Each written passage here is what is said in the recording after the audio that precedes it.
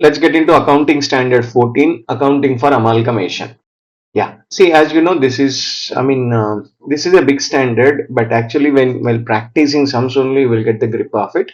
But anyhow, I'll explain you the standard. What does the standard say exactly? Most of the guys do know about the how to solve the sum, but they must have not even referred the accounting standard, which will be very dangerous. Correct? Now, what is said in the standard that is supposed to reflect in your solving the sums. Okay, let's get into that. See, there are few words. Correct? Now, see, amalgamation is one, absorption, takeover, purchase, external, and all these things, external reconstruction. These are all the words, business language. What I would like to say. Amalgamation, what the people feel like two companies join together, and if they open a new company, that is called amalgamation. But these are business terms. Accounting terminology is entirely different. Accounting terminology, we have only two classification: amalgamation in the nature of merger, amalgamation in the nature of purchase. Don't go away with this terminology. Sometimes in the question they may mention that it is an absorption, or it's a takeover, it's a purchase, but it may be amalgamation in the nature of merger. Okay, external right. What is absorption takeover? Existing company purchases the another existing company, then it is called correct. Now that is absorption takeover in the business terminology. And what about the external reconstruction? External reconstruction, new company will be formed, and that company will be take over the, existing company. Then that is called external reconstruction. Right? These are the business terminology. Why am I telling this terminology? You should not keep it in mind. Our accounting will be based on the classification of accounting standard 14. The classification is based on the five conditions. Okay, if you satisfy all the five conditions, then we follow amalgamation in the nature of merger. Otherwise, we will follow amalgamation in the nature of purchase, and method of accounting will change accordingly. Okay, right. So amalgamation in the nature of merger. When you want to say amalgamation in the nature of merger, correct. Now I told you have to satisfy all the five conditions. Remember, all the five conditions should be satisfied, not any one of them. Right. So what is that? First point, you have to take over. Whichever is taking over. When you want to say it's a merger, you should have taken over all the assets and liabilities of the company. Correct. Now all the liabilities of the selling assets and liabilities of the selling company is supposed to be taken over. Next, minimum 90% of the equity shareholder. See the question, it says equity, but not necessarily preferential capital, not at all debentures. Okay, equity shareholders, 90% of the equity shareholders of the purchasing selling company should become the shareholders, equity shareholders only again. They should also become the equity shareholders of the purchasing company. Okay, right. So that is. So for calculation of this 90 percentage, we are supposed to ignore if it is already held by the purchasing company some number of shares, that number of shares you should not consider. If it is held by the subsidiaries of the purchasing company, also should not consider. If it is held by the nominees of the purchasing company, also should not right. To say selling company has got 100 shares. If it is held by these three set of people, say 20 shares, then 100 minus 20 is equal to 80. On 80 you should calculate, correct. Now out of 80, how many people are coming joining together? 90% should come. So 80 into 90%, minimum 72 people, 72 percentage of the people should join the new company as an equity shareholder. Why am I saying again and again? Like, you should become, who was the owner earlier should be the owner after the amalgamation also. Only then it is amalgamation in the nature of merger. Otherwise, we will consider it as a purchase. And next, equity shareholders of the selling company should get only equity share capital, only for a fraction of shares. For fraction of shares, it can be correct. It can be, cash can be given. If you say, suppose I'm supposed to give you 2.34 shares, two shares can be given, 0.34 cannot be given. So part to the extent of 0.34 into issue price you'll apply, that money is going to be given in cash. Next, all assets and liabilities should be taken over at book value, only book value. When it is a merger, it should be at book value. There should not be any market value. There should not be any agreed value or no fair market value or something like that. No, nothing. Everything should be at book value, but only under some circumstances, because you are, purchasing company may be following the say FIFO method, and selling company may be following WDV, weighted average method, something like that. So for change in accounting policies, to ensure that uniform accounting policies, If amounts, if you are supposed to change any small inform, I mean you are supposed to change the number for that purpose. If you are changing, not a problem. Otherwise it should be at book value. Okay, and the business of the selling company should be continued by the purchasing company. It is not meant for the, I mean, I am buying, correct, not to change the business. I am buying not at my wish. It is an, I mean, what do you call conglomerate? I mean, all the people, whoever is going to be the family, correct, after amalgamation, everybody's wish should be continue. That should be to continue the business, not to kill the business. Okay, and if you satisfy all the five conditions, then it is amalgamation in the nature of merger. Otherwise, it is amalgamation in the nature of purchase. Okay, what is not, I mean, if you do not satisfy any of the conditions, correct. So but listen carefully, my dear. See, the classification is based on the condition, not classification is based on the formation. Okay, the earlier slide may what we have done, like if two companies join together and purchase one company, it's a merger. No, that is a business language. This is nothing to do with our accounting. But people, students do go by those words. That's why I wanted to emphasize that these are the wrong things you should not consider at all. Okay, and one more thing, you everybody should consider, my dear, what is purchase consideration. When it comes to purchase consideration, the standard says anything and everything given to the shareholders of the company. When I say shareholder, shareholder includes obviously preference shareholder and equity shareholder.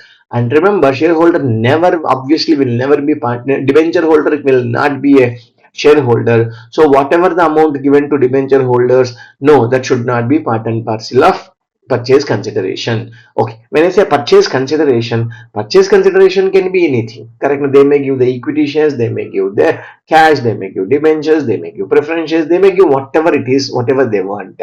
Correct? Now, purchase consideration, right? Now, I mean, if you wanted purchase consideration is independent one. If the purchase consideration to equity shareholders is other than equity share capital, no, correct. Now, under that circumstance, then it will not be a amalgamation in the nature of a merger. It will be amalgamation in the nature of purchase. Correct. Now, that's all. So, first purchase consideration, because they were asking questions based on purchase considerations also. Okay, sir, how should I mean, purchase consideration, how do I calculate? This is purely for calculation, I mean, solving the sums. There will be two methods I can say overallly. One is net assets method. Next is net payment method. First question you should look at, na, in the question, is it very clearly given net payment? I mean, how much is agreed upon to give? Correct. Now, if you say, if the purchasing company is saying, I will give you this many of my shares, this much of cash, this much of something like that, if they say very clearly, that's very clearly given in the sum. Correct. Now, then you are supposed to take whatever is correct. Now, whatever they are going to give. Right. If that is not clear, net payment method is not clear, or if the question itself specifically says that net asset method we are going by, under that circumstance, then yes, exactly, you are supposed to take total assets minus value minus liabilities, but which are all taken over in case of purchase method.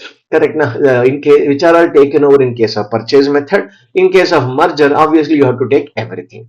Correct. In case of merger, you are supposed to take all assets and liabilities at book value, and in case of a purchase, it should be taken. First priority should be given to agreed value. Sir, agreed value is not mentioned clearly. Then look for the fair market value if it is available in the sum. No, sir, fair market value also not given. Then you don't have a choice. Obviously, you have to take the book value only. Okay, right. That is the point here. Next, sir, in case of purchase method of accounting, what are you going to do? It's very simple, my dear. What all the assets you are going to purchase, what all the liabilities you are taking the responsibility, correct? Now recognize those assets. Correct. Now, whatever as I told you, I mean, identifiable assets, it should be identifiable. Sometimes what happens, whether the asset was recognized by the selling company or not, it doesn't matter. You are supposed to recognize it. If you remember in accounting standard 26, I have explained this point. I mean, maybe in a few seconds only I must have explained. Suppose selling company has got a self-generated brand. Example, self-generated cannot be recognized as per the accounting standard 26. So my selling company has not recognized. But purchasing company, it is not a self-generated brand, so they can recognize at the market value. If it is amalgamation in the nature of purchase, and if there is an active market for such kind of things, you can recognize it. For that, you have to refer accounting standard 26. Correct. Now, intangible assets acquired as part of amalgamation. Then there is a very clear explanation was provided over there. Okay, yes. So as I told you, what are the assets? In case of purchase method, it's very simple. What assets are you taking? Yes, that assets only will come to my books of account. What liabilities are you taking? Only that assets, that liabilities will come to my books of account. Remaining is, suppose you are supposed to pay it to the liquidator of the other company. Correct. Now, what do you give liquidator? That is the purchase consideration, what is agreed upon. Then liquidator account debit to what all the purchase consideration you promised to give. That's all is going to be correct. That's why journal entries also always like business purchase account debit to liquidator and assets account debit, liability assets account debit whatever you have taken over, liabilities account liabilities account will be credited, right? And whatever the purchase consideration, that is nothing but a business purchase, will be credited, and there will be a difference. Correct. Now, there can be a difference of that difference is going to be either goodwill or a capital reserve. Yes, account for goodwill account debit, and if there is a reserve, reserve is nothing but a profit. You are paying lesser amount to capital reserve. You are supposed to, you are supposed to credit it. That's how it will happen. And third journal entry is always going to be liquidated account debit, and whatever the form of consideration you are going to give, either by cash or by equity or by preference or by debenture, whatever is agreed upon, whatever is given in the sum, that you are going to mention. Okay, right. This is the important point. Right, goodwill. Sir, goodwill has come. Yes, goodwill will be recognized on the balance sheet, on the face of the balance sheet, under other intangible assets. Yes, it is going to be a goodwill will be recognized separately, correct? And a goodwill is which is arising from this. Generally, it will be charged over a period of 3 years. We will amortize the goodwill arising on account of amalgamation, will be amortized. Okay, it will be amortized. Maybe generally it is for 3 years or 5 years generally. Okay, over a systematic basis. Even though the standard says systematic basis, we generally follow SLM method, right? And suppose that sir, I am doing two amalgamations. From one amalgamation I have got a goodwill. From another amalgamation I have got a capital reserve. Yes, these two you can offset because both are arising because of the amalgamation. You will be able to offset. Okay, and goodwill should be tested for impairment. That is as usual, like a goodwill also will be, it's going to be tested under accounting standard 28. Okay, so transfer of resource in purchase method. See, in case of purchase method, no reserve will be transferred unless until it is a statutory reserve which has to be maintained by the purchasing company. Otherwise, they will not get some benefits, maybe tax benefits or some benefits, export benefit, import benefit, some benefits it doesn't come. That's why if you want to keep it, then yes, you are supposed to pass a separate journal entry. Otherwise, in case of purchase method, resource will not come, or like general reserve, profit and loss, retained earnings, such kind of reserves will never come to my balance sheet as part of amalgamation. Okay, so no sir, the statute reserves are there that I wanted to take it so that I'll get a benefit. Yes, then amalgamation adjustment account debit to the statutory reserves, whatever you are supposed to record. Sir, where will this amalgamation adjustment account? This is also on reserve. This will be in negative balance. Okay, amalgamation adjustment reserve will be negative balance, and same extent of a statute reserve also will be in positive balance. This is for the sake of maintenance you are maintaining. That's why you'll pass a journal entry. Okay, earlier, before 2016, it was an asset, but now it's no more asset. It is supposed to be a part and parcel of reserves only. Okay, sir, in case of pooling of interest method, yes, reserves will come. Correct. As we said, like assets account debit, book value, liabilities account debit, credit, that is also book value, to purchase consideration, whatever, to business purchase, we will say, to business purchase agreed, and there will be some difference. What is the some difference? That is the paid up share capital of the company, of the selling company, and the purchase consideration, right? Is there any excess? Yes, it can be excess or it can be less. So to the extent of, if there is any excess, no, to that extent, correct. Suppose example, paid up capital is equal to 100, consideration paid also 100 rupees, then exactly 100% of the balance sheet of the selling company will come and sit in the purchasing company. That means including the general reserve, capital reserve, every kind of revaluations, everything is going to come in as it is. No, no, sir. Paid up capital is equal to 100, but we paid 120. That 20, what should I do? I'm supposed to reduce. What should I reduce? That's what we'll say. Then first preference should be given to general reserve. Okay, general reserve. Then next preference will come to general reserve of the selling company will try. Next, sir, that is over. Then retained earnings of the selling company we should try. So that is also over. Then then it will come to general reserve, retained earnings of the Purchasing company also we are going to adjust it. It's like that. It'll happen. So in case of pooling of interest method, reserves also will come into the purchasing company. Purchasing company books of account. But in case of purchase method, or in case of amalgamation in the nature of purchase, you call, right? It's not going to come. Only in pooling of interest method this happens. And one more last topic of this standard, that is journal entries in the books of the transferor, that is selling company books. Mein how do you record? See, transferor company ko there is no account. This is not set by the accounting standard 14. This is general principles of accounting. Okay, it's no obviously standard is for amalgamation. Amalgamation means accounting standard 14 is applicable for from the purchasing company angle, but not from the selling company. What selling company should do? Selling company is going to liquidate. So liquidation, basic liquidation accounting books that you are supposed to follow. They will open one realization account. Yes, realization account you transfer all the assets, and then correctness at what value I should transfer. Obviously, you should value what is the book you want to. What is your objective? Objective is to close the book. When you say you want to close the books, whatever is the book value is there, that number you should transfer it to realization account. What about the liabilities? Whatever the assets take, liabilities taken over, whatever the assets taken over, that should be transferred to realization account. And so if there is any asset which is not taken over by the purchasing company, that you are supposed to realize it, and you are supposed to settle the liabilities, and remaining money will be taken over by the shareholders. That is how it happens. Sir, I'm selling the assets which are not taken over. I got a profit. That profit also will be transferred to realization account. Sir, I'm settling the liabilities. I got a profit or I got a loss. That also will be transferred to realization account. That is what explained it here.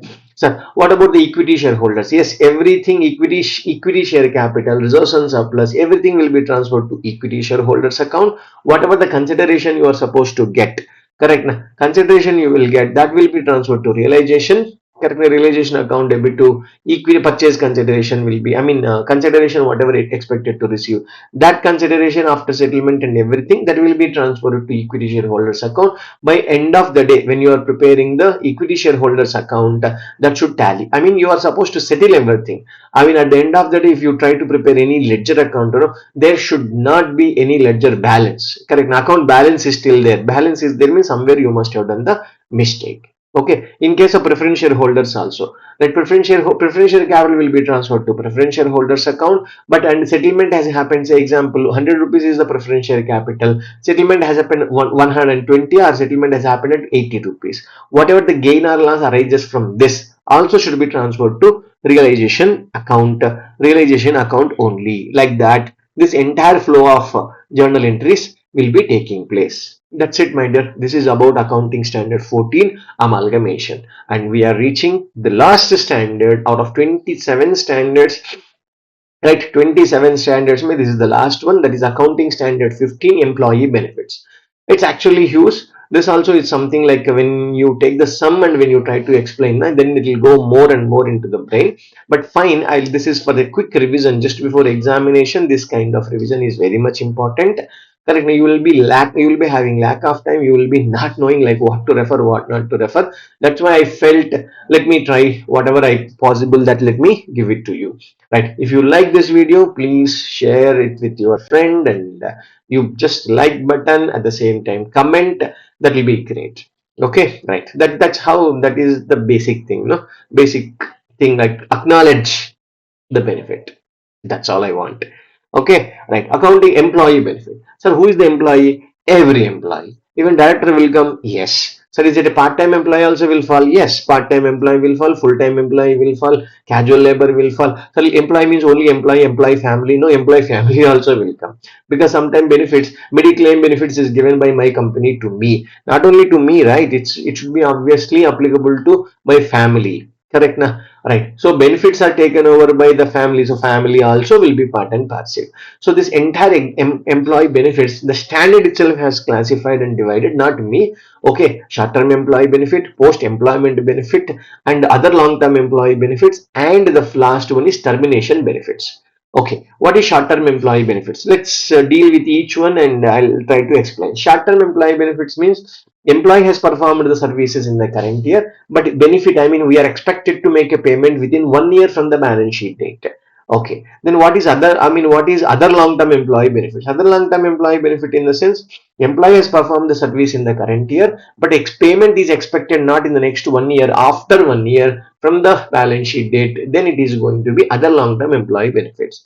Employee has performed the services, rendered the services to the company in the current year, but benefits will be given when he is going, when he leaves the company. A retirement time, I will give the benefit like gratuity, provident fund, pension, and all those things will be under post employment benefits.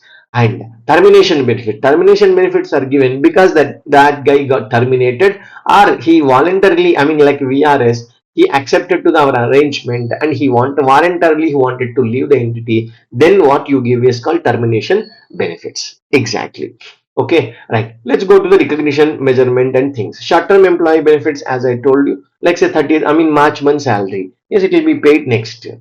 Correct. Leave encashment may be paid in the leave encashment is a company policy. Correct. Some people will pay in the next 1 year. Some people will pay at the time of, and I mean retirement. They will pay, it will be keep on different thing. Okay, right. So what is this, how do you recognize short term means, as you know, it's going to be paid within 1 year from the balance sheet. So it's like what is the point of present valuation and all, that's why we apply the undiscounted things. General simple accounting, my dear. If something is already paid, okay, it's already paid means it must have been accounted for. No sir, I have not yet paid, then it will be recognized as liability. No, I have paid excess, sir, then it will be like an employee advance or prepaid expenditure, may will keep it.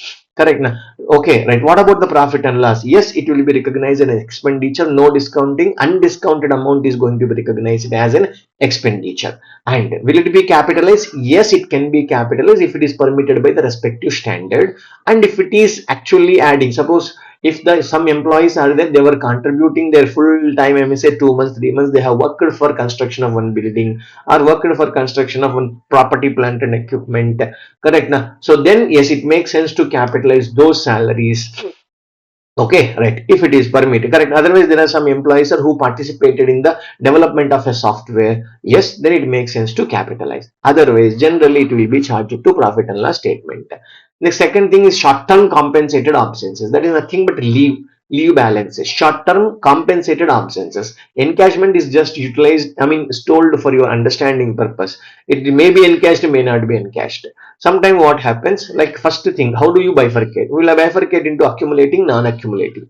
Non-accumulating in the sense, like you worked extra. Suppose your holiday is equal to, I mean, your holiday is equal to 30, but you have taken only 20 days of holiday.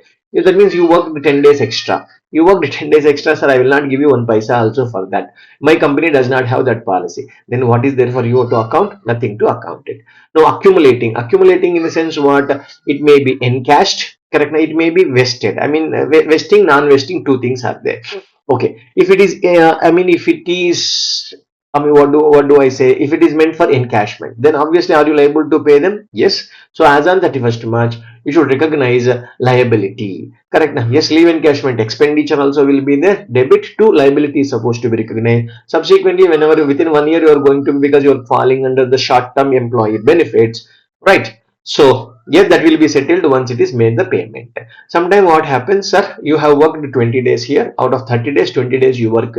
So next year what you do, this 10 days you can work, you can take holiday in the next year.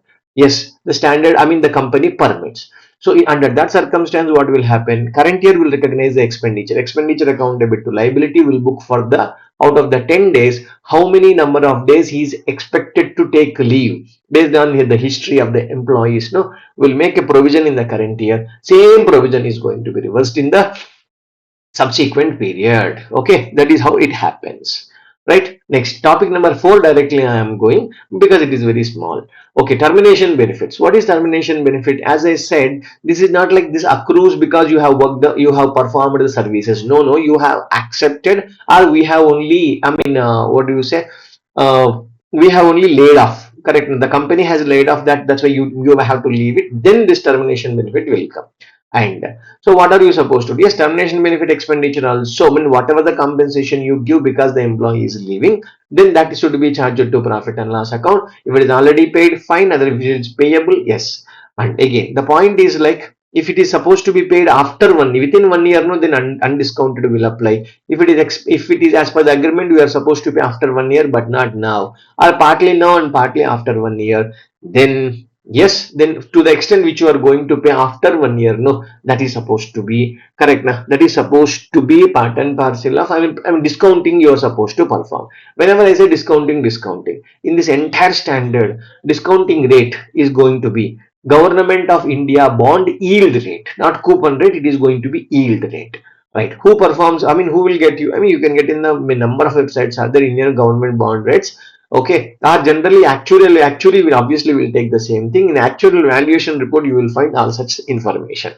Okay, next post employment benefits. Right.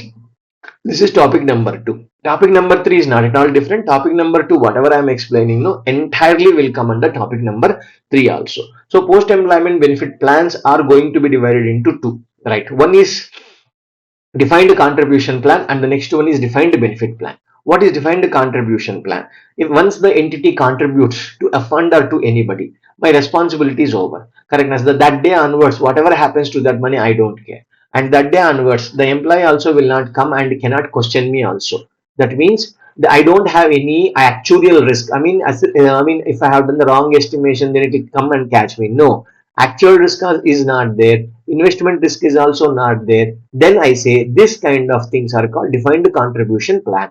The best example for this is the provident fund. Correct na pension. Once you remit the money to the government provident fund thing, no, that's all, my job is 100% over. I don't need to do anything in this regard. Okay, I hope it's clear. Yeah, but with respect to defined benefit plans, it is different.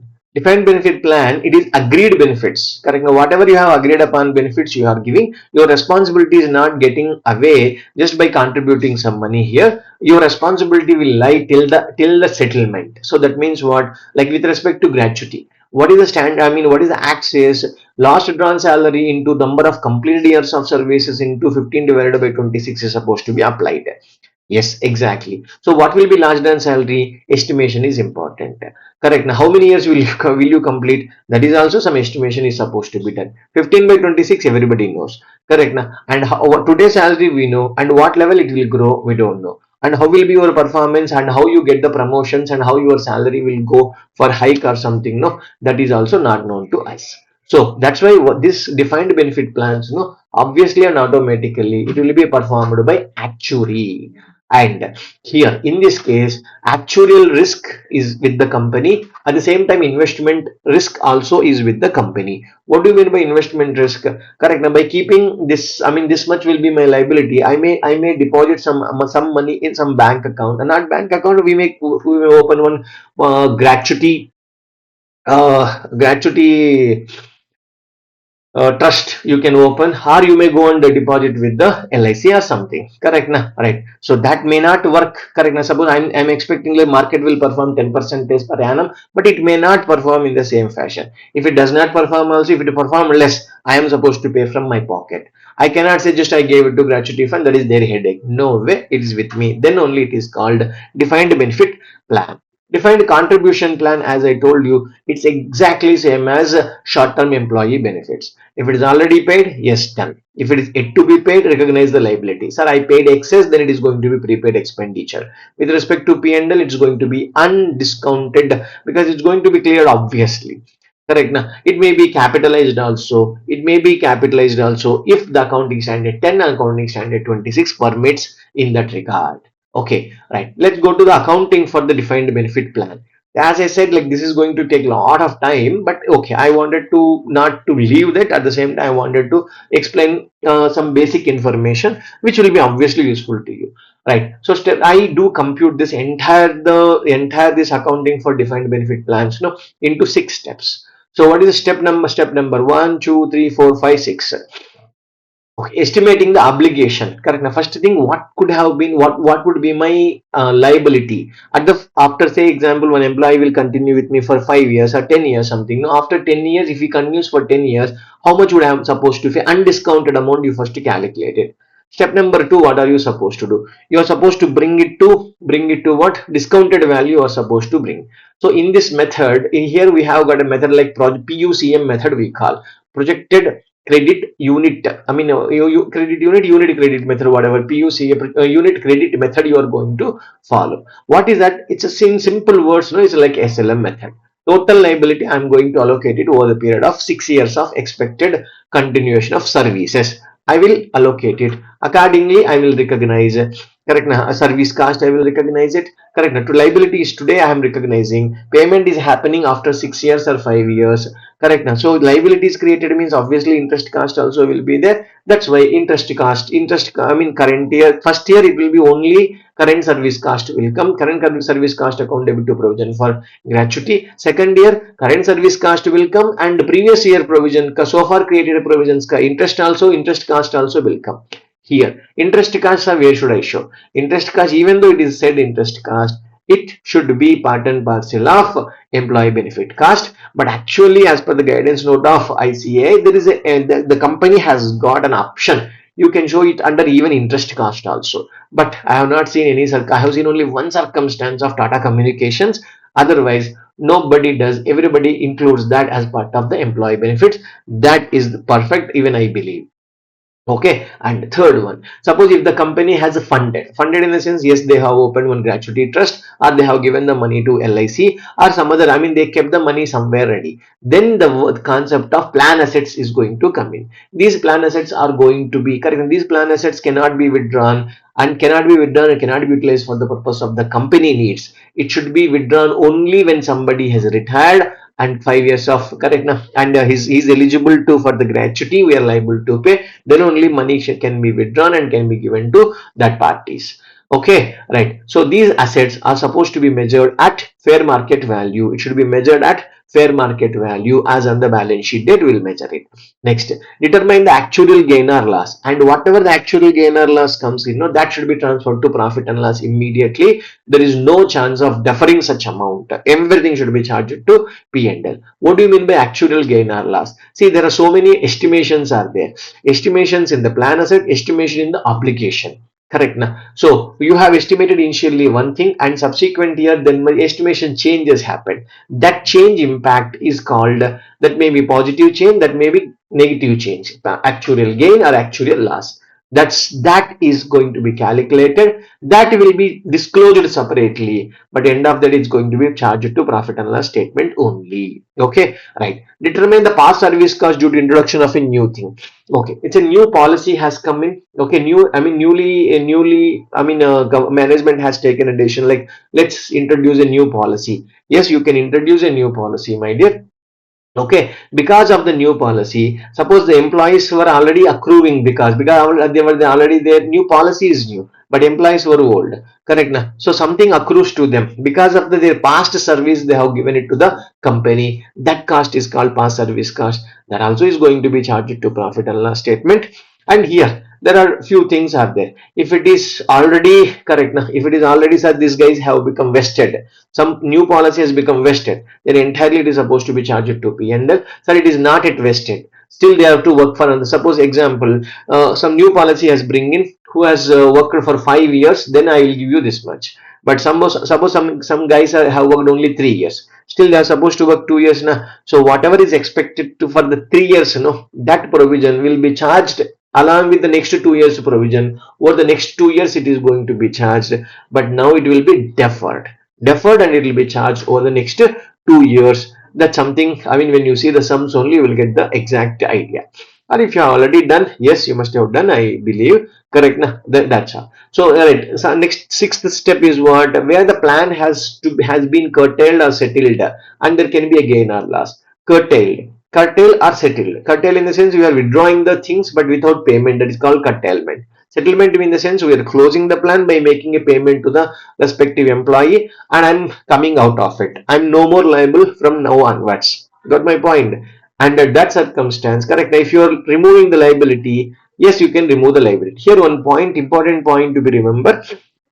Okay, suppose 1,000 employees are there with my company. I'm closing one say factory. I'm closing, because of that I have to lay off some 200 guys. Okay, so I have got some X number in sitting in my books as a provision for a gratuity. Now what should I do? A fresh actual valuation I am supposed to bring for the 800 guys who are going to continue. Correct now. Already, sir, example 1,000 rupees is sitting in my balance sheet. Now fresh actual report has come and that guy is saying like 750 is your liability, then are you supposed to reduce the 1000 liability to 750? Yes. Are you making a payment? No sir. Then 250 will become a gain for me. No, I'm making a payment to that guys. How much are you making? Sir, out of correct, out of I mean, as per the reduction is 250 liability, but I'm paying them only 150 rupees. Okay, 150 rupees will be, I mean, liability account debit, cash payment will be 150, and 100 rupees is going to be a gain for you. That's how it is going to be calculated. Okay, balance sheet presentation. Yes, you have determined what is the obligation, step number one, step number two, and step number three, step number four may also, step number three may fair value of assets. That's what. First you have to recognize the what is the value of the liability minus fair value of the asset supposed to be reduced. That number is going to become the balance sheet presentation number. Okay, and what about the liabilities? A liability includes what? Liability includes every year, correct? Now, opening balance will be there, current service cost will be there, interest cost also will be there, and if there is any actual gain or loss also will be there. Plus, if you had made any payments, a gratuity settlement is done, that is going to be reduced.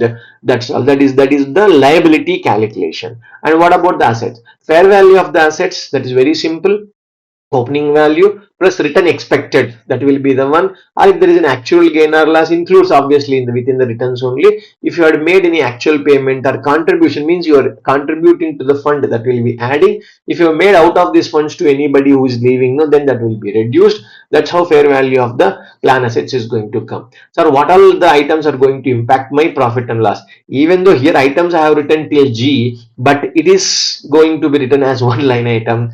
Okay, what all will be there? Current service cost is one, interest cost is another one, correct now? Any gain, actual gain or losses on these things are going to be another one. Past service cost, if there is any, that also will be there, and any settlement or curtailment gains or losses also is going to be taken care. That is what, my dear, the standard accounting standard 15. Thank you for listening. Thanks a lot.